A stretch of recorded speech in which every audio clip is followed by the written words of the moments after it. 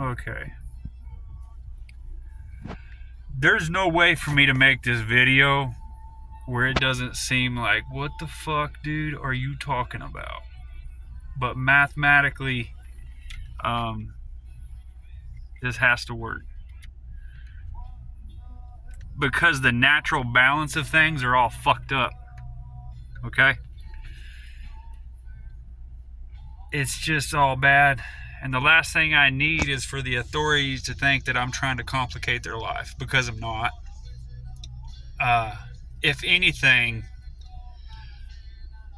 morally, this feels fucking awful what I'm fixing to say. Mathematically, it should save your life.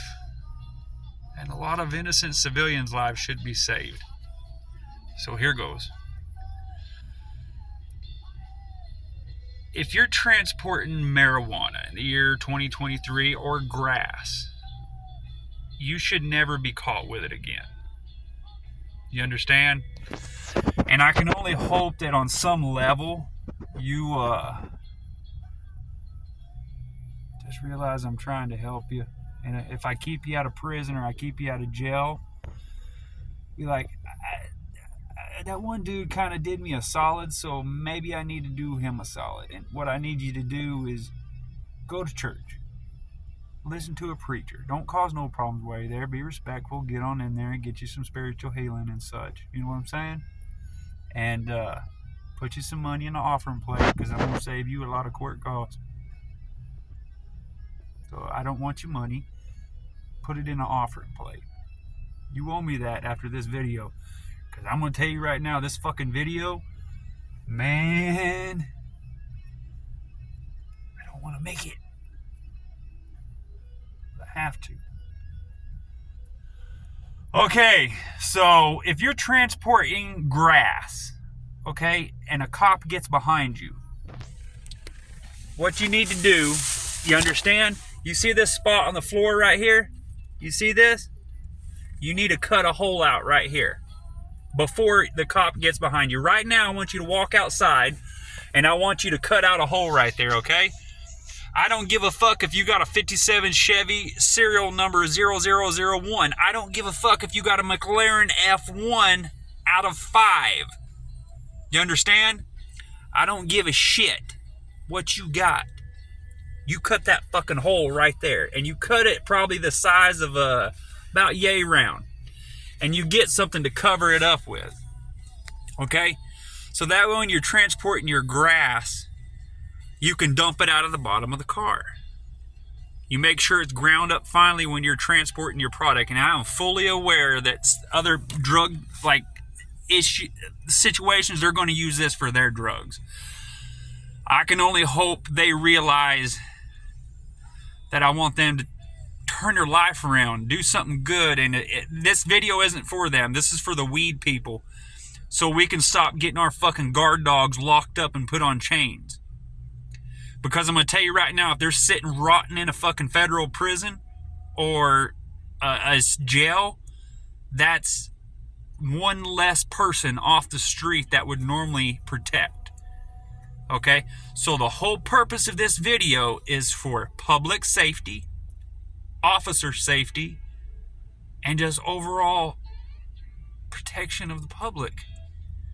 Okay, so the moral is, a lot of you are not taught. You get in the car and you're like, oh, I guess I'll just pull over here and leave that shit in my pocket. Because we know you can't throw it out the fucking window, can you?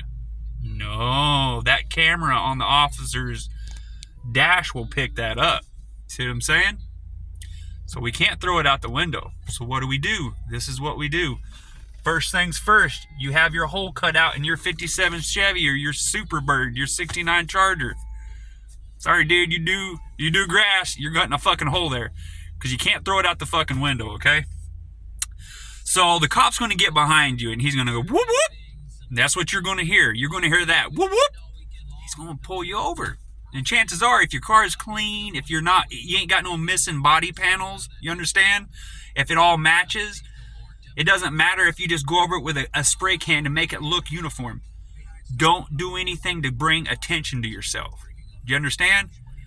And God help you if you get a fucking rental car.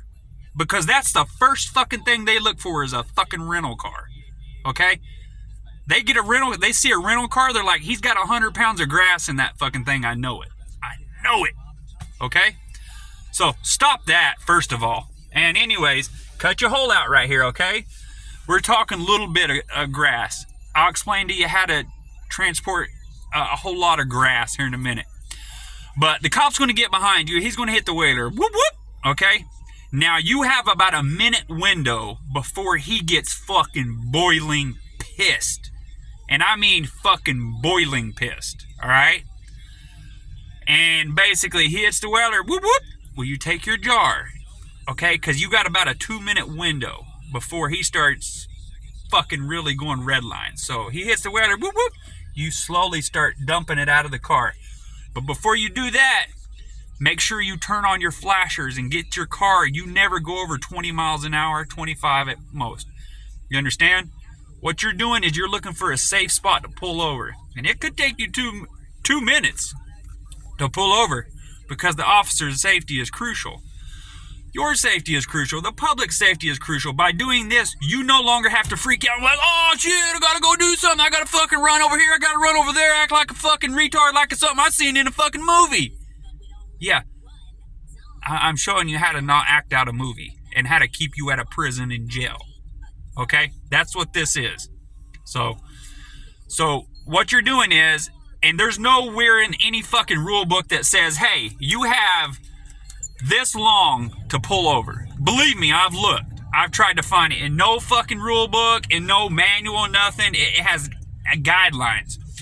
Now, if you're driving for longer than 3 minutes, he's probably going to use the pit maneuver on you. Just know that. And he's going to be, or she is going to be fucking boiling because at the fucking minute mark, their fucking adrenaline is surging. But when you turn on those flashers and you get at low speed, you keep them calm. We don't want an officer upset. We do not want to put an officer in an aggressive mood. And by lowering the speed and turning on the flasher, you're submitting to the officer saying, hey, I'm going to pull over, but I'm going to pull over when it's safe. Okay? And one more thing, if there's nothing in that car, you don't have a reason to be mean to that officer ever again. You understand that, right? The officer's safety is infinite. The public safety is infinite. Now, it doesn't matter if you drive for 2 minutes and you're dumping all your shit out this little hole right here. Okay? You're driving, you're like looking back like, yeah, I've been driving. I'm going this way, I'm going that way. I'm finding me a safe place to pull over. That's what I'm doing. And by the time you do stop 2 fucking minutes down the road somewhere in Boondock fucking yonder, officer's gonna walk in the way like, hey, you son of a bitch, what took you so long? And you say, I wanted to find a safe place for your safety and mine. And he's gonna say, well, okay. And he's gonna call him back up and have him look on the road, something, maybe, maybe not. And those cars are gonna brush the wheels, and the flow of the traffic is gonna, you see what I'm saying? So all that stuff is going to be dissipated all over the road. You get it? Tell you a true story. I watched a thing out of New Mexico. It was a police officer, okay? He was a pretty nice guy. He wasn't even one of those prick ones. You can tell a prick cop, okay? That one old boy that shot him like 10, 15 times in that white Chevy truck, he had 4 ounces of meth on him. So the officer walks up to the passenger window and says, "Bud, I noticed you got the gun there. Could you come over?" And it was actually a bust is what it was. It was being set up, but it went south. It went bad. The point of the matter is the fucking cop got shot like 10 times. Then the guy fucking walked up and blew his fucking brains out. Now, granted, those officers, they fucking annihilated that dude. They used him as a fucking lead pincushion. Rightfully so. I mean, the officer really wasn't doing anything. He was just, nosing around. I'm not saying nobody was right. I'm not saying nobody was wrong. But the officer was a good officer, and you took that off the street. And we need all the good officers. I'm not saying hurt a bad officer. That's not what I'm saying. You call in internal affairs. You understand? You wake up in the morning, you get internal affairs on the phone and say, hey, we got an officer over here. He's a fucking prick. You don't say fucking, but you know what I'm saying? And you get that officer off the street. Because if enough people call in on the officer, internal affairs, they'll fucking dick slap them. They're like, here's my dick. You fixing to get slapped with it, bitch. Okay? You understand? So, you do that. Don't be that fucking person that bitches and bitches and bitches and bitches and bitches and never does anything. Like, oh, I fucking hate it. No. Call internal affairs and be like, I just got pulled over by an officer who was really rude to me, who was really mean to me. So now what you're doing is you're auditing. You're clearing out the bad officers. If you encounter a good officer, they're like the fucking holy grail of human cops. Don't be mean to them. They'll fucking let you go. They're awesome. I've been let go so many times in a ticket just because. And don't be a kiss ass. Nobody likes a fucking kiss ass. Don't do that. Don't do that. Don't do that. Yes, sir. No, sir. Yes, sir. No, sir. No, sir. Of course, sir. You sound like a fucking cunt when you drop that sir 100 times. You announce him as yes, sir, once or twice. If you go over twice, more than in a casual conversation, you're coming across like you have something you're hiding. Which it doesn't matter. You should never have that car stopped with something inside it. Because when you do that, now you're afraid. Now your adrenaline surging, and now you're going to do shit you normally wouldn't do. You're going to try to outrun that cop when you don't need to. You're going to put the public safety in danger when you don't need to. I remember in California all the time, I'd watch these fucking pursuits, and a lot of them was just drugs. And I'm like, dude, you could have dropped that out the fucking bottom of the car and just kept on driving, pull over. And not endangered the public or that officer. When the officer walks up to the window, it's like, hey, like, how you doing, officer?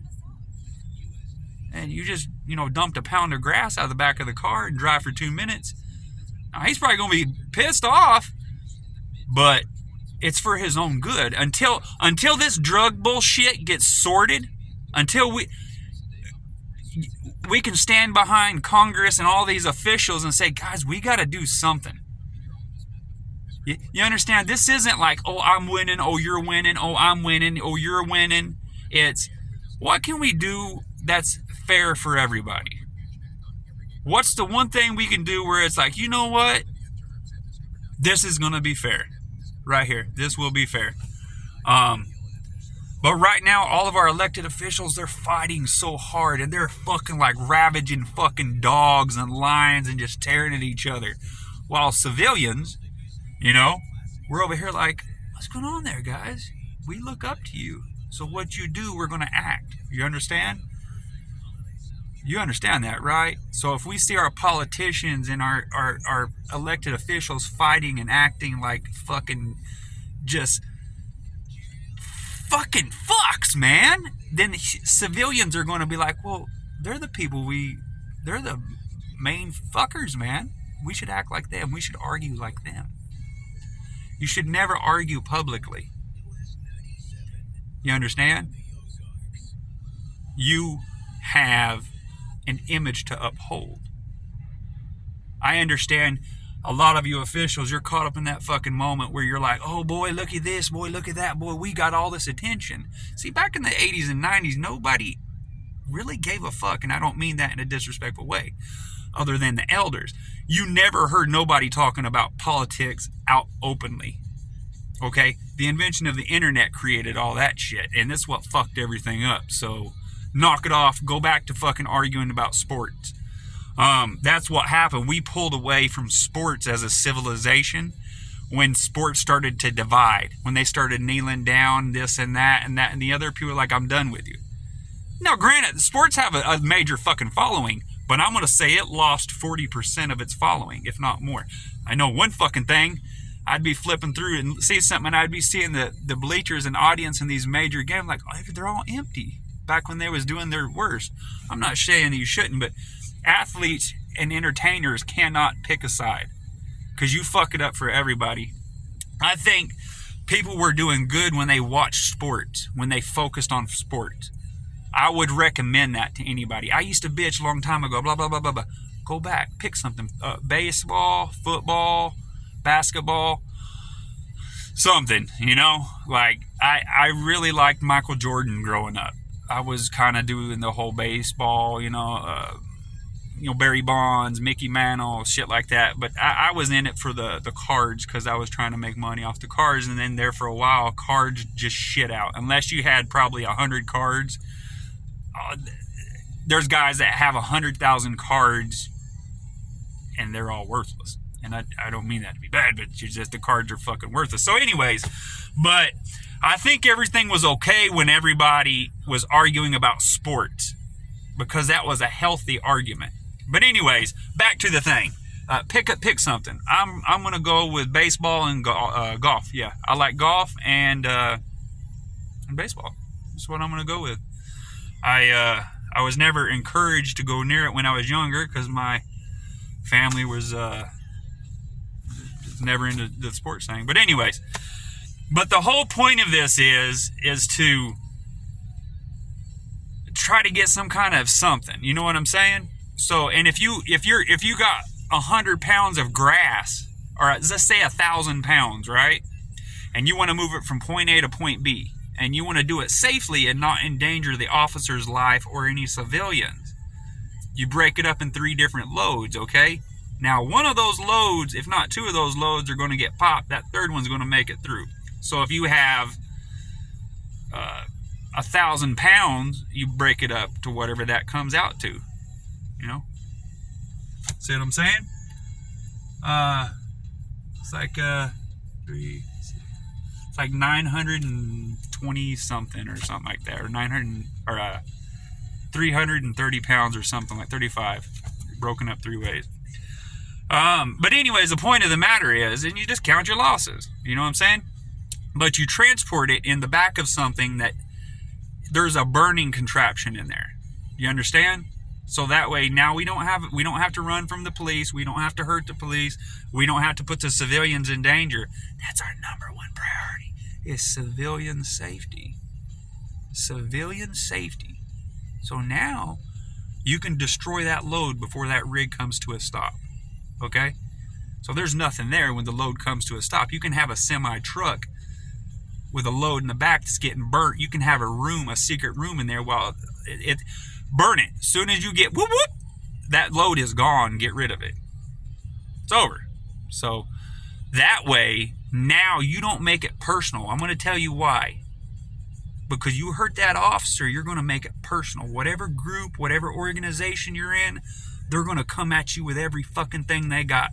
And they will get you. Okay?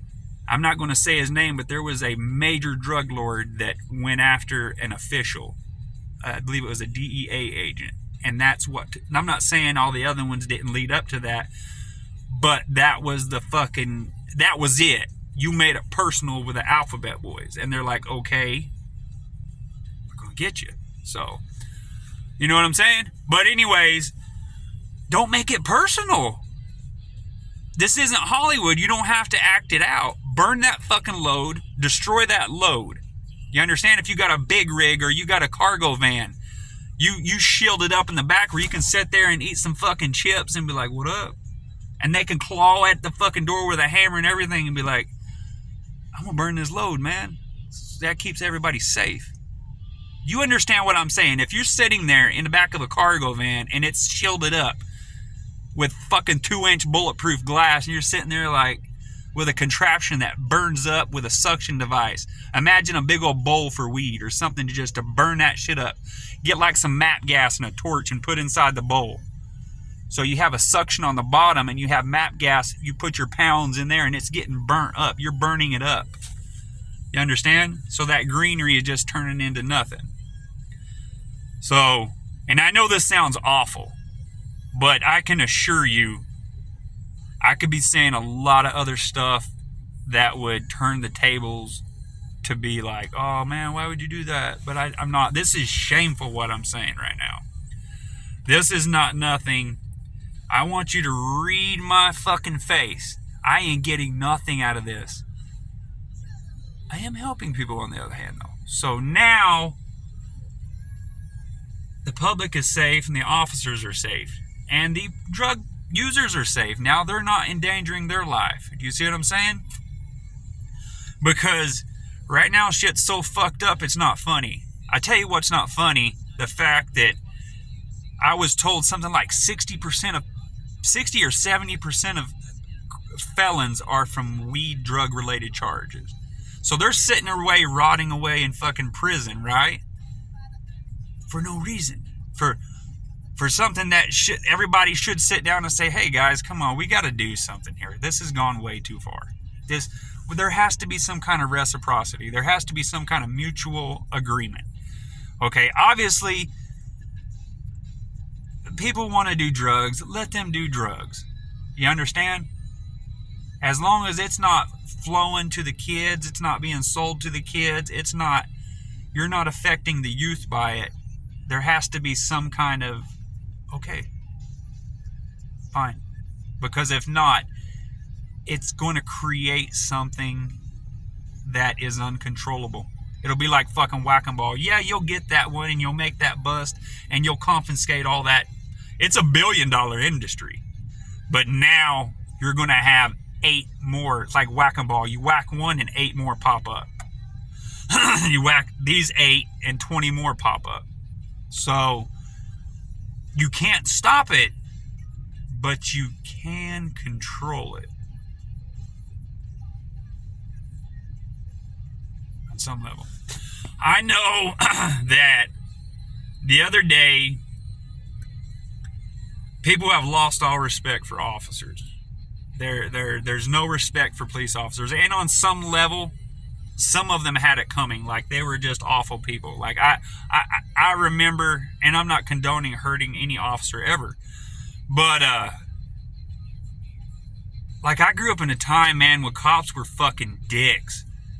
I mean, they were asshole fucking pricks in the worst fucking time, when cops just talked to you like shit and they didn't give a fuck. Now, the majority of the cops are calm and cool, and they have nothing to do with the older cops, you know. And I'm not saying there wasn't some cool older cops, because I knew they're all gone, they're all dead. But a lot of the newer ones, the rookies, the new cops, they're paying for the sins of their grandfather, you know, cops, like whatever the fuck you call it. But there has to be some kind of parlay. There has to be some kind of reciprocity here. There has to be some kind of, okay, until the major important people can sit down at a table and say, look, we're never going to control this drug thing, okay? Or stop it, but we can control it. You know what I mean? So now, until that happens, we have to figure out a way to keep the calm. This can be kept calm. You understand? It doesn't have to turn into this chaos, fucking chaotic movie. It can be like, okay, well, I'm just going to dump the shit out of the bottom of the car right here. So that way, when the officer walks up here calmly, ready to chew my ass, he's safe. You don't have to hurt him ever again. You don't have to run from him. You don't have to get this thing right here all fucking zipping all over the place. You know what I'm saying? Just calmly. You see? That's it. That's all this is. Because I'm telling you right now, there's shitbag people. While all this chaos is going on, all this insanity, the news is hiding so much fucking evil. There's some good news, but there's too many platforms. Okay? The guy across the street didn't know I had went fucking globally virus, while the guy over there knew it. He's like, dude, you're all over the place. There's too many platforms. You have TikTok, Twitter, Snapchat, Facebook, which is Meta, all of them. So it's dissipated. Everybody's divided. We're in a world full of digital connection, and I'm not saying the really, you know, a lot of things, you know, like when Matthew Perry died, you know, everybody knew it. You know what I'm saying? You understand what I'm saying? But everyone's too divided, as a country, as socially, as everything. You know, how many people know, you know, How many police officers commit suicide each year? Tell you what, 4 in one day in LA. LAPD, 4 officers fucking whacked themselves. I know some guy even went as far as to kill a judge. A judge. A judge. He killed him. Now, most judges, I was led to believe they all fucking pack guns because they're like, hey, I'm gonna smoke your ass, dude. Get the fuck away from me. But apparently something went wrong with him. I don't know. And it was all over like a custody thing or something. And I get it, but obviously it's fucked. Everything's fucked. The whole world is in chaos. Anarchy is, and not good anarchy. There's such a thing as good anarchy and good chaos. But what's going on right now is bad. And the whole time all this shit's going on, you have these fucking shit starter, laughing, snickering fucks that are off in the corner laughing. They're like, haha, look at all you people fighting. While you're distracted and while all this chaos, bad chaos is going on, they throw in things to make it worse, to make it bad. A lot of times, I'm telling you, these shitbags are the ones that create evil.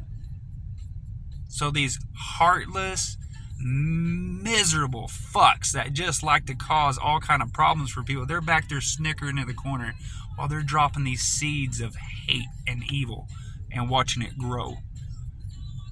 I tell you what, if you are evil, here's something from me to you. Go. Nothing will bring you more enjoyment, I swear. If you're an evil person, I want you to think back. Go back to the beginning. Who was the first people that was mean to you? Who was it? Somebody. Somebody was mean to you. Somebody was not nice, and over a period of time you turned evil and evil and evil. Maybe you never had no one to ever show you any love or affection. No one cared about you. Maybe you were on the street since you could fucking crawl. Well, think back. Once in a while, there was a nice person you come across. And you remember that person, even though you don't love that person or care about that person, they're there. And I'm sorry you didn't run into enough of those.